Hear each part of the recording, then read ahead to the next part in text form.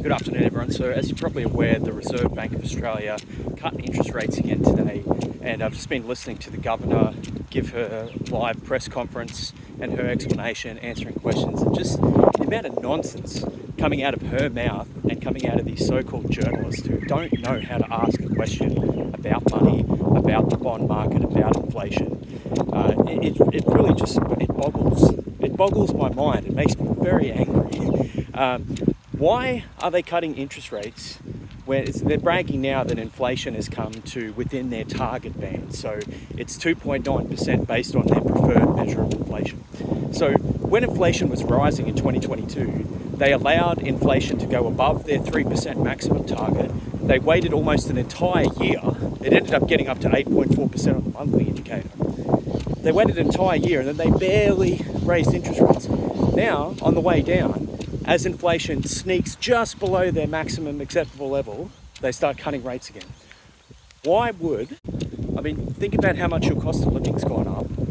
Why would you want your cost of living to go up another 2.9% on top of how much it's already gone up? That's the RBA's goal, and that's their interpretation of, quote, stable prices. They think stable means you go up 2.5% every year.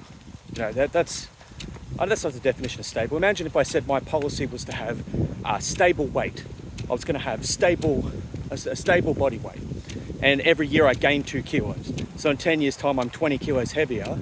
I'm very overweight, because I'm already a bit overweight, hence the walk along the Esplanade. And then I'm 20 kilos heavier, and I said, no, I've got a stable weight policy. I gain 2 kilos every year. That's a stable policy. That's how they run inflation.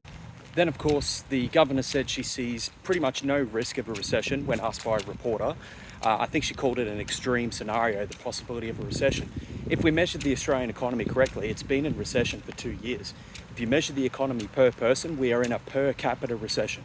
So overall, the economy has grown a little bit, but it's because we've added massively to our population. If you account for the size of the economy per person, the economy has been shrinking for 2 years. And that doesn't count the hundreds of billions of dollars of debt that state governments have taken on.